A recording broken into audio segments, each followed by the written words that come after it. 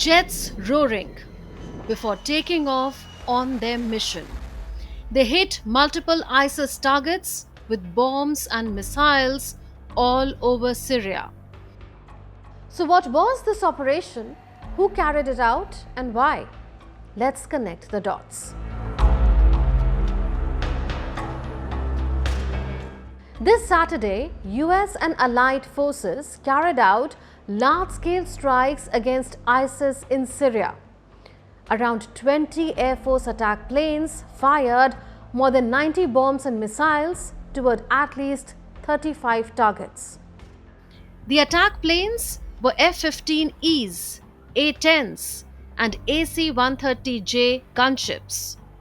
MQ-9 Reaper drones and Jordanian F-16 fighter jets were used too. They targeted weapons caches, supply routes and other infrastructure used by the Islamic State. These strikes were part of Operation Hawkeye Strike. Under this operation, a US-led coalition has been carrying out airstrikes and ground operations against ISIS targets in Syria in recent weeks, often with the involvement of Syria's security forces. What you are seeing now is the video of the December 19th strike by American fighter jets, attack helicopters and artillery. They fired more than 100 munitions at more than 70 suspected Islamic State targets across central Syria. They hit weapons storage areas and other operational support buildings of the Islamic State terror group. These strikes were a direct response to the ISIS attack on US and Syrian forces in Palmyra on 13th December. That ISIS attack was an ambush carried out by an ISIS terrorist. It resulted in the deaths of 2 American soldiers from the Iowa National Guard and 1 American civilian interpreter in Syria. The Americans were supporting counterterrorism operations against the Islamic State in Palmyra, a city in central Syria, when they came under fire from a lone gunman. Those soldiers were the first American military casualties in the country since the fall of Bashar al-Assad in 2024. Soon after the ISIS attack, President Trump vowed very serious retaliation and big damage against ISIS. He ordered a massive strike. And I'm also pleased to announce that just 2 hours ago, we hit the ISIS thugs in Syria who were trying to regroup after their decimation by the Trump administration 5 years ago. We hit them hard. I ordered a massive strike on the terrorists that killed our 3 great patriots last week. 2 soldiers, 1 interpreter, all great people. And it was very successful. It was precision. We hit every site flawlessly, and we are restoring peace through strength. We're all over the world. Since then, American troops working with the Syrian government forces and the Jordanian military have redoubled efforts to root out the remnants of the Islamic State. After Saturday's follow-up strikes, the US Central Command, or CENTCOM, put out this statement. The strikes aim to root out Islamic terrorism against our war fighters, prevent future attacks, and protect American and partner forces in the region. US and coalition forces remain resolute in pursuing terrorists who seek to harm the United States. Our message remains strong. If you harm our war fighters, we will find you and kill you anywhere in the world, no matter how hard you try to evade justice.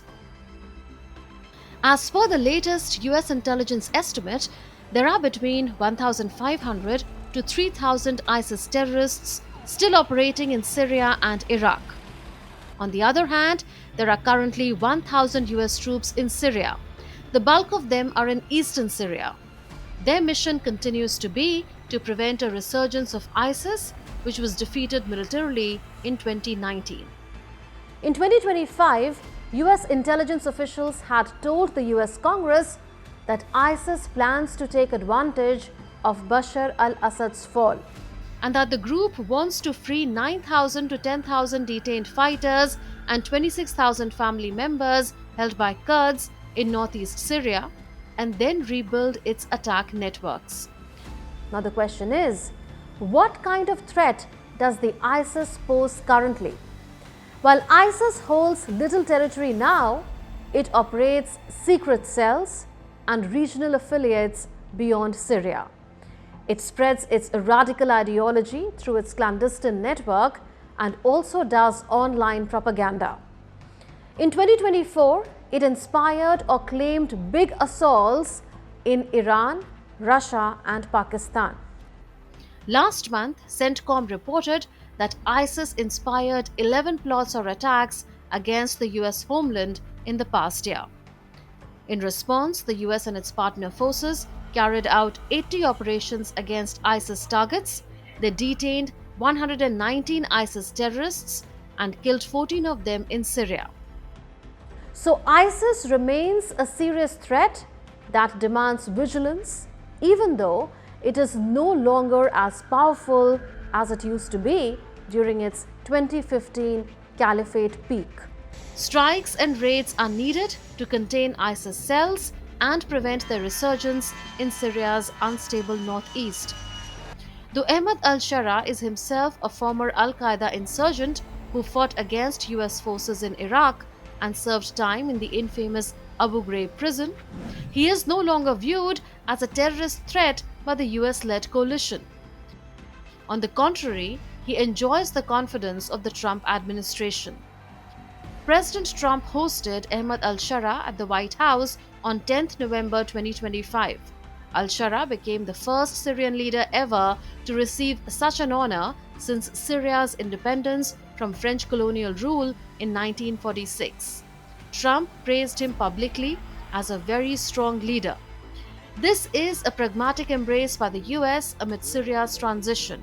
It outweighs al-Sharaa's jihadist past and positions him as a key partner against ISIS and regional threats. Coming back to the ISIS challenge in Syria, the Palmyra attack that killed 3 Americans exposes struggles for Syria's new government under President Ahmed al-Sharaa. Nearly 14 years of civil war has left the country divided and have complicated efforts to stabilize and unify it. The attack shows the challenge that stares Ahmed al-Sharaa in his face of steering a deeply fractured country, divided along ethnic, sectarian, geographic and political lines. These divisions create power vacuums that ISIS exploits through recruitment, raids on unsecured depots and surging attacks in the unstable northeast amid post-Assad chaos. But the US is clear. There will be no let-up until ISIS threats to America and allies end for good.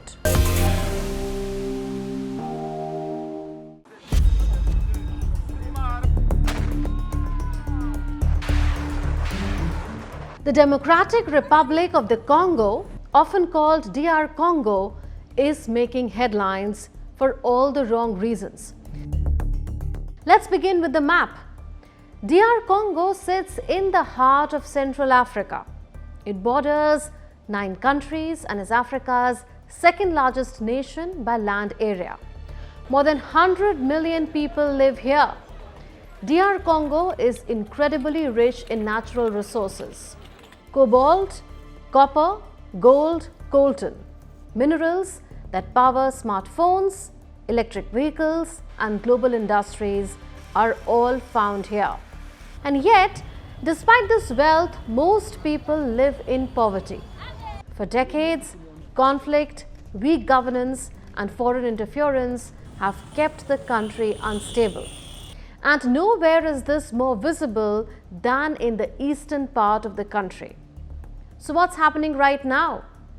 In recent weeks, hundreds of families have fled villages near the town of Uvira in eastern DR Congo. Carrying whatever they could, like bags, mattresses, even livestock, they moved along National Road 5 trying to escape fighting between the Congolese army and the M23 rebel group. The army says it has retaken several villages after intense clashes. But even as government forces claim gains, civilians continue to pour into nearby towns, searching for safety. This is not an isolated episode. It is part of a much larger humanitarian emergency unfolding across eastern Congo. In the city of Goma, thousands gathered recently in a stadium for a mass funeral. 22 coffins were lined up in public view. These were victims of clashes between M23 rebels and the Congolese army. Families wept as officials laid wreaths and flowers. Local authorities said these deaths were only a fraction of what communities have suffered. Just listen to him.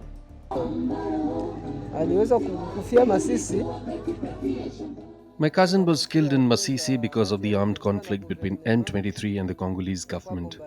There was a bombing there and she was killed. If there was no war, all this wouldn't have happened.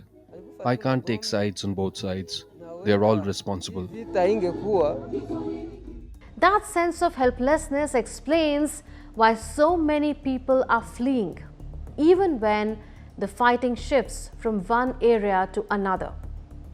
Now let's understand who is fighting whom.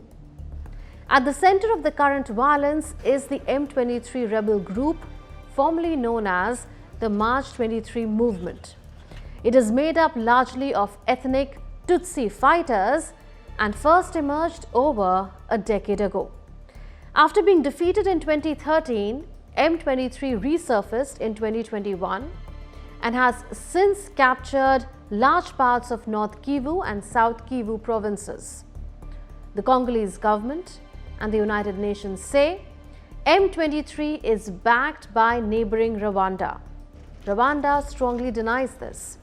But the allegation has fueled regional tensions and complicated peace efforts. M23 is not the only armed group in eastern Congo. Dozens operate here. Another major group is the Allied Democratic Forces, or ADF, which has links to the Islamic State. The Congolese army is fighting multiple enemies at once, while also struggling with poor resources, weak discipline, and internal corruption. But this is not a single war.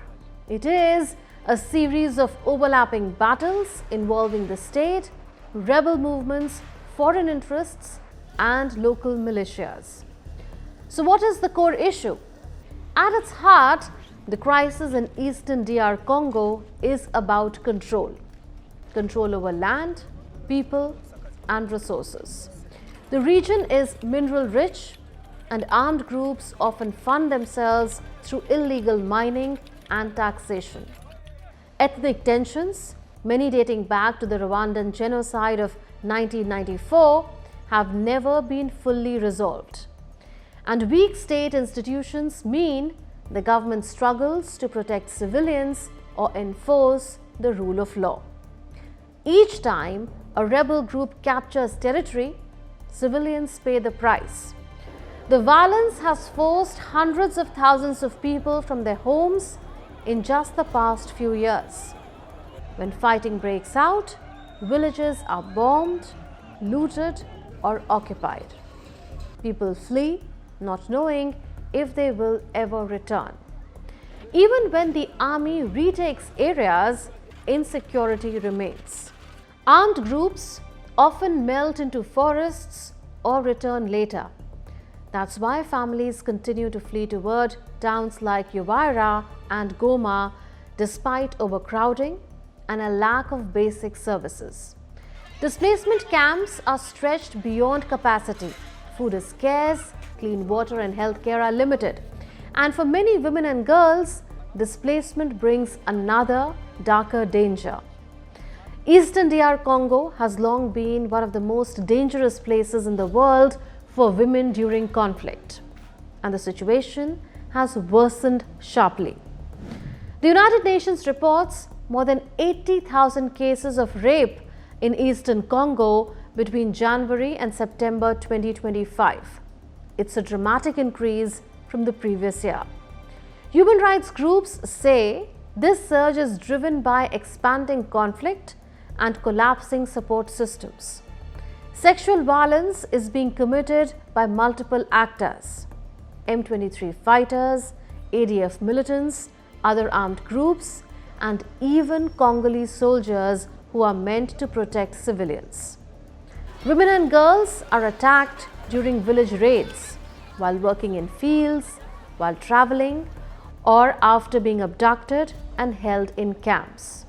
Some are taken as sexual slaves. Others are raped in front of their families as a form of terror.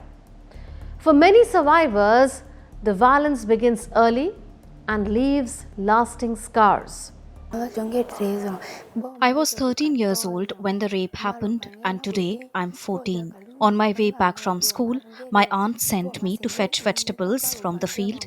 I was alone when I met a stranger who raped me and fled. When I returned, I told my parents, who took me for treatment. I was treated and then returned home. After the rape, I had severe stomach pain, and when I was given medication, it relieved me a little. Her story reflects a wider reality. In many conflict-ridden areas, access to care is limited or non-existent. In M23 controlled zones, hospitals and clinics have shut down. Major airports are closed, cutting off humanitarian access. At the same time, international aid has dropped sharply. In early 2025, sudden cuts to the US-funded programs halted emergency health care across much of eastern Congo. Clinics ran out of post-exposure prophylactic kits. These are the medicines that must be given within 72 hours to prevent HIV infection and pregnancy after rape. As a result, many survivors are left with lifelong consequences simply because help did not arrive in time. And even when survivors do seek help, justice is often out of reach. Rape in war is a crime under international law. Survivors have the right to health care and justice. But in eastern Congo, accountability is rare. In areas controlled by armed groups like M23, Congolese courts do not function. Many survivors do not know how to file complaints, cannot identify their attackers, or simply do not trust the system. Lorsque les femmes sont violées par surtout les miliciens. When women are raped, especially by militiamen, most do not know the perpetrator or did not know him before. They will only say that they were raped by a man from such and such a militia, but cannot go further. At that stage, it already takes great courage for survivors to report a militiaman, because they fear reprisals that may follow complaints or legal action. Les plaintes ou les démarches judiciaires. Even when cases do reach the courts, the process itself becomes another obstacle. Investigations are slow, underfunded, and often delayed by ongoing fighting. Par exemple, les approches coutumières qui préfèrent There are, for example, customary approaches that prefer amicable settlements, while others choose not to pursue cases at all because of extreme delays. The law says it should take 4 months for a sexual violence case, 1 month of investigation, and 3 months before the court. But in practice, it can take far longer than the 4 months provided for. plus que les 4 mois prévus.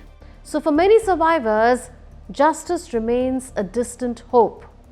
And until armed groups are held accountable, humanitarian access is restored, and long-term political solutions take shape, the crisis in eastern DR Congo is likely to continue. And millions of lives will keep being devastated quietly, far from the world's spotlight. That's all in this edition of Connecting the Dots. We will see you in the next episode with more raging issues. Until then, it's a goodbye from all of us in the Delhi newsroom. This is Munmun Bhattacharya signing off. Take care. and stay safe.